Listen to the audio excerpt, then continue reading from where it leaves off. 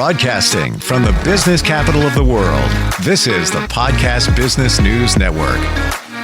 Hey, welcome back. I appreciate you watching. I appreciate you listening. You may just be listening, depends on what platform you're on.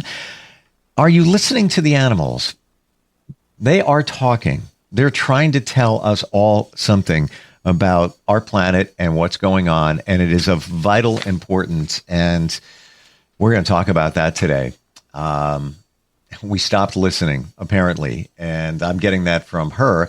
She's an animal communicator. Yes, she communicates with animals. Yes, it's real. I've experienced it. I've seen it. She's amazing. She can even communicate with animals that have passed over, and we're going to talk about what's going on in our world, and I don't want to be negative. It's not the best thing. And that's what our animals are telling us, by the way they were here before us. Kate Solisti is on the program. How are you doing today? Hey, Steve. Great to be with you. Yeah, it's we're going through a fascinating, let's look at it as opportunity. Because I have been communicating with animals, not just dogs and cats and horses and ferrets and bunnies that are beloved by many people, but also wild animals for 30 plus years now. What we are at a real, many people have heard about this tipping point. And the tipping point from the animals' communication to us is that there is this climate change is a very real situation that is going to impact every living being on the planet. And humans like to argue about why, whether it was human caused or whether it's natural. It's irrelevant, really. It's about things are changing, and they're changing really, really fast. And the animals have talked to us about what has happened to human beings where we aren't making this priority number one. And what they've told us, and not just me, but other people in my profession, people who are tuning in on their own to their beloved animals, is that we have separated ourselves. The animals are all interconnected with the plant kingdom and the soil and the air and water. They're all interconnected, and they know their place in that whole. They know that relationship in that. They're piece of that incredible, intricate, beautiful web of life, the circle of life. And that circle of life is something we've stepped out of. And it is why we are wreaking so much havoc and why we've lost our way.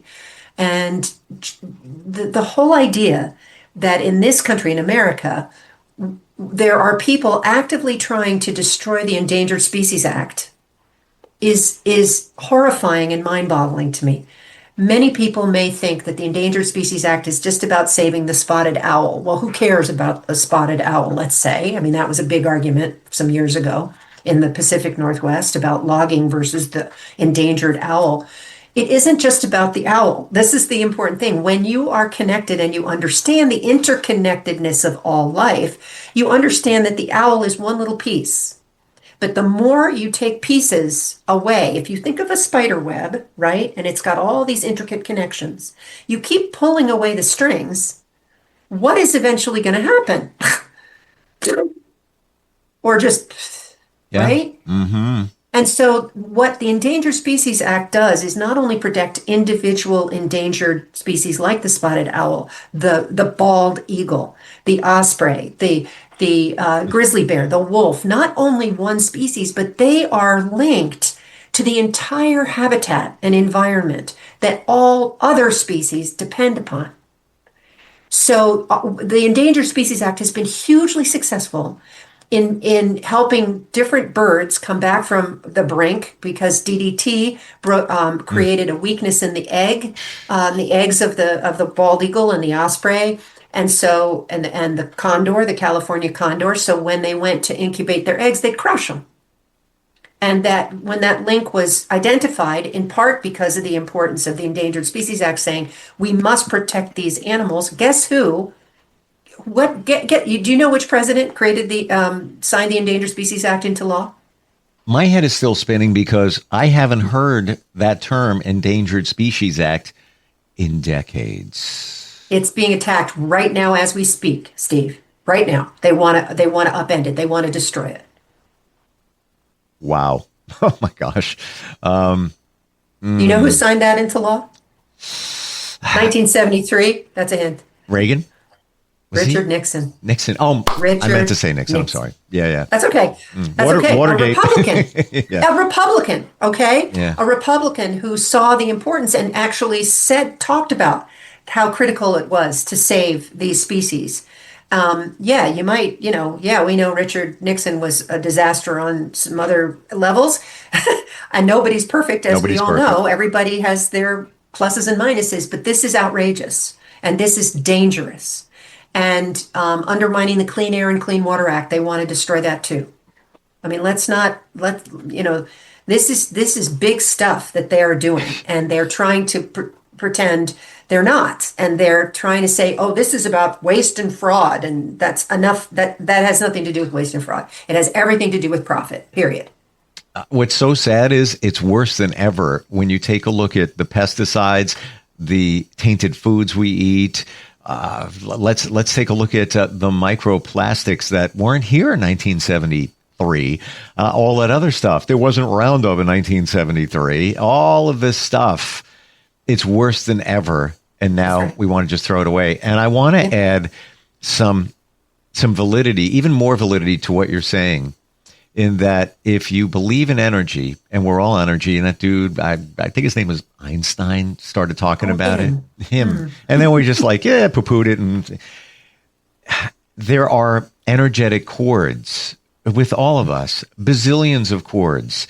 And there are energetic techniques. If you don't want to be connected to somebody energetically, you cut the cord. There's different ways to do that energetically. So with what you're saying to the spotted owl, that owl, just using that animal as an example, is energetically connected to everything in creation. I'm sure there's a connection there to a wolf and a squirrel and the plants and everything. It's all connections. And now the spotted owl goes away. Those connections go away. That the function of that connecting situation, it falls by the wayside. And now our ecosystem starts falling apart. And then what happens? We fall apart. There you got it. There's not, the weather patterns are so messed up, we can't grow food. This is suicidal is what this is. And slow suicide, because it's not. Maybe not. No. I don't know. I mean, the way that the polar ice caps are melting, they thought this was going to take decades. It isn't taking decades. It's accelerating. Things are melting really fast. In speaking with polar bears a while ago, they don't expect to be around much longer. Wow. It's heartbreaking. Wow. It is heartbreaking. It's very heartbreaking. And, they are, I love this phrase, charismatic megafauna. Within the scientific community, that's the category. And of course, charismatic megafauna are the big animals, right? The elephants and the panda bears and the whales and obviously the polar bear and the grizzly bear, and those are the charismatic megafauna. And people get all excited about them, but then they also don't understand the whole soil. The living microorganisms in the soil are just as important, maybe even more to life in terms of food and plant life. Right? In terms of their global reach is huge. And when we till the soil, we destroy those microorganisms in the mycelium. That's why we have to add all this poisonous fertilizer and stuff in there to try to restore it. But then it's a disaster because it's chemicals. There's nothing living there. And then we poison ourselves. We poison the soil.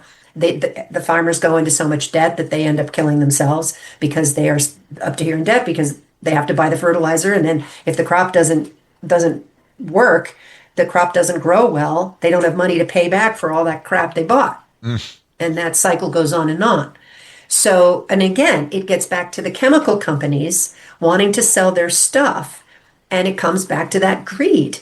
It's not about keeping the soil healthy. I mean, the whole thing with the GMO seeds and the fact that you're putting fertilizer, you're putting a pesticide into the seed so that when it grows, it repels a insect, somebody who's eating it, an insect that's eating it, is a disaster because you're not only poisoning that insect, you're poisoning the birds that would have eaten that insect. And then they wanted to patent the seeds so that a farmer who grew that corn, let's say, could not reseed from that corn. They'd have to buy new corn seed.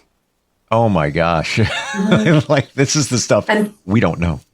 That's right. And this was happening in India. And happily, there's a very beautiful green movement happening in India. I'm blanking on her name.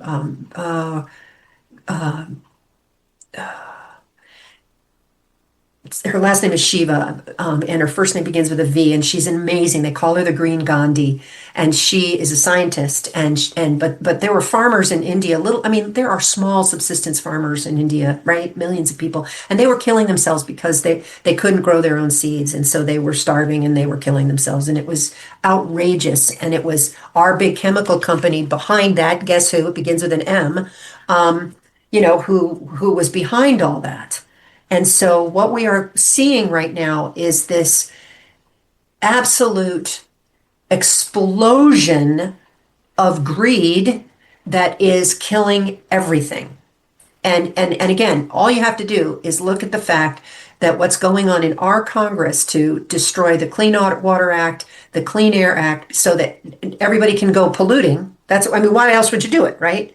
It doesn't matter that you're killing fish. It doesn't matter that you're killing the environment because somebody's getting paid. But again, do you have children or grandchildren? How can you be okay with getting paid when you're destroying their future? My brain can't do this, Steve. Everything you're saying here, I wasn't aware of the majority of it. The GMO thing scares me, and it's everywhere. I bought cereal.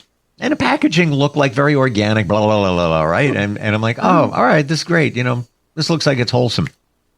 So I flipped the box around and I realized that it's made by one of the major cereal makers. So, right there, I'm like, oh, really? I was trying to get away from that. And then if you look closely, contains GMO engineered ingredients. I'm like, oh, I don't want to eat this. At least they have to tell you the way this is going. In Washington, they're gonna make sure that they don't even have to tell you the way this is going. Okay, so all of these safeguards that were meant to keep us informed and healthy and our planet healthy are going away because of this. I think it's the most insane moment I've ever seen or lived through. It's evil, and right down to that whole situation where genetically engineer a seed and then make it so that it can't reproduce. So now the farmer has to buy new seeds. This. I got a visual, and this goes back to right around the time Nixon signed that. Do you remember the public service announcements where it featured a Native American? And they talked. Thank you. Right. Yeah. It's a close up of his face, and he's crying, basically saying in his face, "What the heck have you done to this beautiful land?" And here we are, 50 something years later, and it's a billion times worse.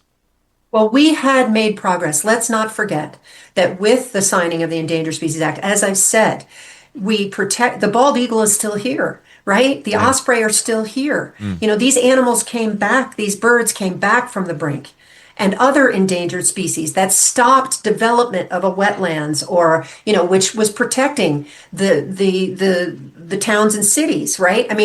Part of the reason Houston floods like crazy is because they got rid of the natural environment, that the wetlands that were like the sponge when there was flooding, because there was always flooding.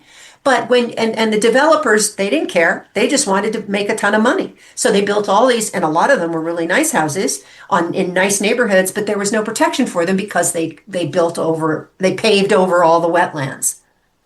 Just stupid stuff and greedy stuff. Again, it's about greed. And this is what is just gone completely rampant right now. It is, like I said, and I cannot understand how if these people in Congress have children and grandchildren that they can be okay with this. I don't understand. The interesting part is you could be somebody looking at what's going on, and that's all perfect and impactful, but you communicate with animals and hear what they're saying. And that's, what else are you hearing? Really? Let's say that owl. And by the way, I do marketing and I see a campaign right there. It's not just an owl, period. It's everything, period. Because we just minimize, just an owl. No big deal. No. Well, that's what the timber company, that's what they did, is they said, oh, you care more about the owl than jobs? It's like, do you get that the owl goes, the trees go, everything goes, there are no jobs. Nobody eats.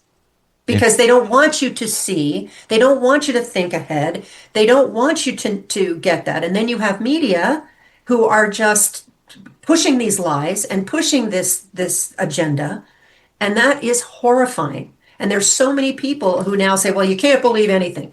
Well, use your common sense, okay? Stop listening to the news, okay? Good idea, but let's just look at how everything is connected. Let's just do that you cannot have an apple without a pollinator. You cannot have most of our fruits and vegetables without pollinators. And how are we killing the pollinators, which are the birds and the butterflies and all the bees and the insects? We're poisoning them. Or we're denuding the fields and put in just a single crop, a monocrop, and they don't have the variety. And many of those insects aren't the pollinators for that plant. So what are they going to do? Where do they go?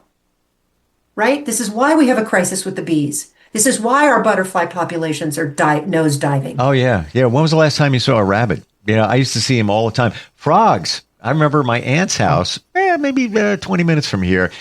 There used to be frogs everywhere, and people would complain sometimes. They're in the backyard. I'm trying to mow the lawn. I got bouncing all over the place.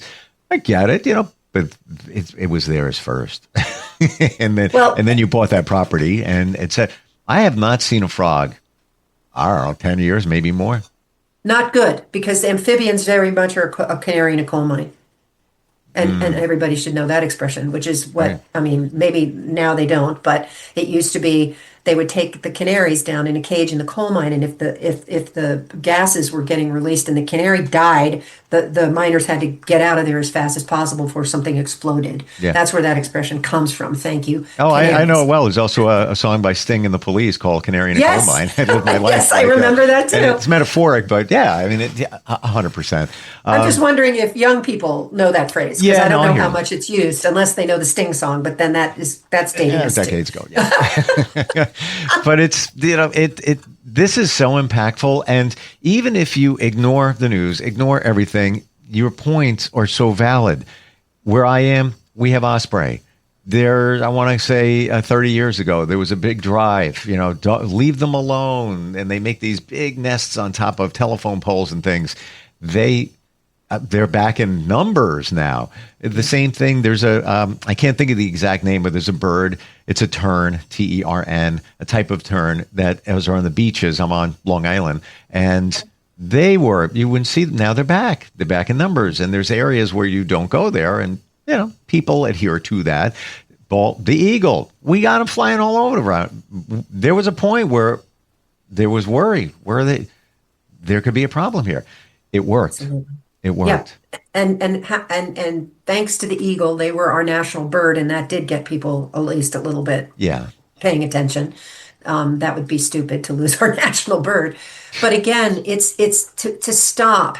I mean, all this distraction on the phone, all this celebrity crap, all this craziness happening in Washington every damn day it's important to step back and go, okay, what kind of world do we want to envision for our children, our relatives, and our family that are not human? What kind of world do we want? This is such a beautiful planet. People talk about paradise. This is paradise. We live in paradise. It's us that have messed it up. Yeah. Everything is here that we needed. Everything was it was here. There was this reciprocity. And that's what the animals are all part of, a reciprocal system with the plants, with the minerals, right? Everybody's sharing, everybody's giving. Plants also will protect themselves. They will put out, there was a story in Africa that the kudu, which are big antelope, were eating, and I know we're running out of time, so maybe I should save that story for another time. But the long story short, that all of a sudden the kudu started to drop dead. And the scientists couldn't figure out what the heck was going on. The trees, the acacia trees that the kudu were eating were getting eaten too much. And they sent signals to trees far away saying, put out your poison, stop the kudu from eating. And they did. So that the trees protected themselves from being overeaten. It dropped the kudu population down. Balance was restored. Nature isn't always warm and fuzzy. There are times where nature is very hard because something has to shift. But so is nature going to go, these humans, yuck. Ugh, ugh. Do we need to wait for that? Or worse, destroy her before she does that? What do you hear? Like, you communicate with animals. Other examples of things that you've heard?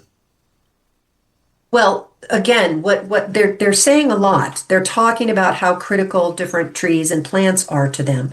If you take there are a couple animals like the koala and the panda that eat just like one plant, right? They eat a little bit of other stuff. The panda needs the bamboo, and the koala needs the eucalyptus tree. And it's essential for us to protect the eucalyptus if we want to protect the panda. The koala. Same with the panda. And China has done a lot to protect those forests because they wanted to protect the panda.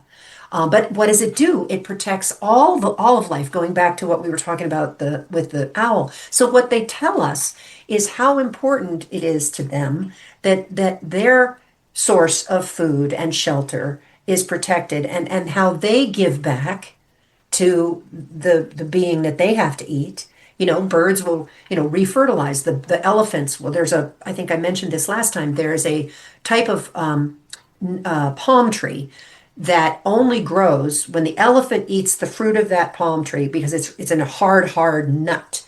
And the only way that the seeds are released from that hard nut, like a coconut, is when the elephant eats it and digests it and poops it out. It's when they poop it out, they fertilize it. And that's how the palm tree reproduces and grows. It can't happen without the elephants. And then the palm provides all this shelter and food for insects and birds, right? And so this is what they talk to us about, is everything is connected. And I love that part of the Lion King, right? It is a circle of life. Everything is connected. And the out of balance problem that is created by greed, hello, right?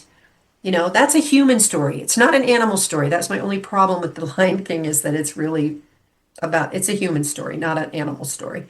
Because animals would never do that. Right? You wouldn't have that Scar situation, and you wouldn't have them denuding. No.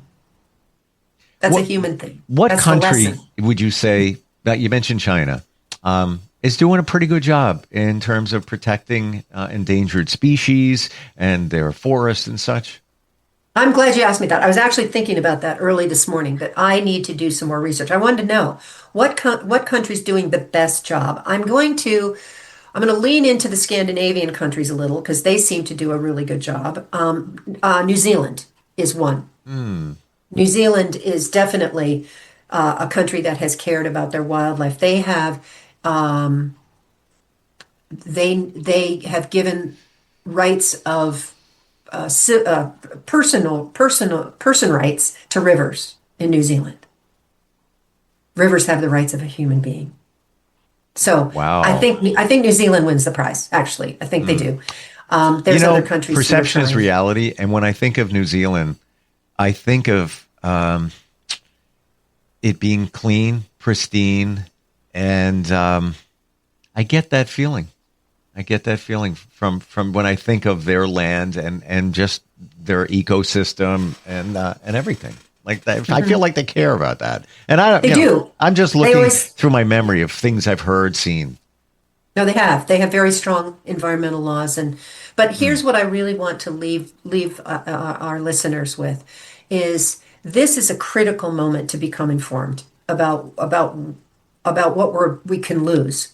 And that sadly, where the United States was a leader in sustainability and renewables and environmental protection, we since January are now falling behind the other countries. The other countries say we can't trust them anymore. And again, if we are destroying all these laws on the books, Clean Air, Clean Water, the Endangered Species Act, we are defunding environmental protection and conservation, we have lost our way, and they're not going to look to us anymore as an example.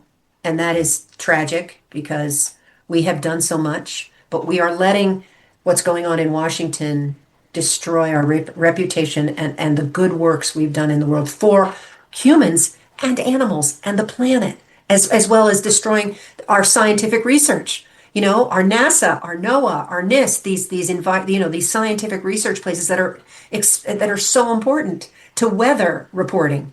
Taking everybody away from NOAA.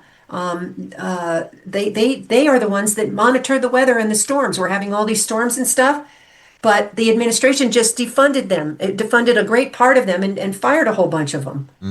These are essential services, not just to people, but to the planet. We must stand up and say, we've got to protect ourselves and those we love, which includes all the non or more than human beings on our planet, because without them, we are nothing.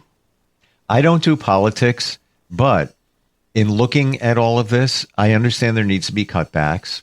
So you just look at it a little more, but that doesn't mean end it all. Some of, our great forests, national parks, there's nobody running the show. That means anybody can tramps in there now that people got fired and do whatever they want. It's a free for all. Again, I understand financially there may need to be, some cutting back and maybe repositioning things, but the blanket, let's just end it all. It's going to end it all. It's going to end it all. That's exactly right, Steve. And it's so sad because we could have done this sensibly. We could business. There's a business model. You don't just go in and cut whole departments without finding out which departments are working and which ones aren't. Right. And which are essential and which maybe not be. And I'm sure there's fluff there. I'm not taking that away, and it's a different time. Nobody would argue with that. Than it was, 50, 30 years ago. It's a different time now. I get it, but we need to be a little more stringent in terms of what we're doing. I have to end today because I'm going to have a cup of microplastics, if you will. Like, seriously. Get your mug, Steve. Get your mug. That's in our water. We're drinking it. It's been scientifically proven. It's everywhere now. So let's get some more. Why not? Crazy. Thank you for today. Thank you for the insight. Many of us have an idea, but not the degree idea of what you shared today. And that part of that comes from your communication with our beloved animals. And this is what you do. If somebody's looking to connect, even if you have, and these are the things that a lot of times we forget. Let's say you have a rescue animal and you're trying to figure out why they act the way they do. What was their life before they found you? Well, you can ask and provide that info and so much more. How do we find you? My website, it's so easy. It's my name, KateSolisti.com, and there's all the information about how to do a one-on-one session with me and your beloved animal, as well as my Harmony Pack, which is where we communicate with the wild ones, and we're learning and growing and becoming better people with their guidance, which I just feel so grateful for. Because we got to work on this if we're going to work on that too, but we got to do it at the same time now. Got to get going. You're not just one person. You're now part of an organization you shared recently, worldwide, of people that do what you do. So if everybody's comparing notes of their communication with animals, and everybody's hearing the same thing, you're in the know. Thank you so much for today. Truly appreciate all the insight. And it's not just an owl. Thank you. It's not just an owl. Thank you. All right, we'll catch up soon. Take care. We'll be right back. Bye.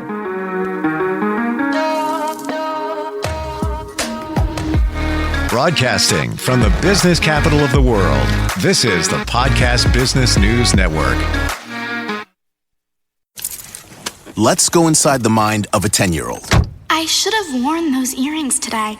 I like those earrings. Gabby has those awesome earrings. I need to ask her where she got those, but that's just what she would want me to do. I'll have Michaela ask her for me. Buckle up, Sarah. Yeah, but then Michaela will be like, why don't you just ask her yourself? That's just like Michaela. Sarah, buckle up. Michaela's such a great name. I wish I was called Michaela. There's like a dozen Sarahs in my class. Hey, we're not hitting the road until you buckle up, honey. Oh yeah, seatbelt. I forget sometimes because my brain is like busy, you know? I wonder if there's pizza at school today. Sometimes it can be tough to get through to your kids, but it's not impossible. Always make sure they're wearing their seatbelts, even on short drives. Remember, you have the keys, you have the power. Never give up until they buckle up. A message from the National Highway Traffic Safety Administration and the Ad Council. Visit safercar.gov/kidsbuckleup for more information.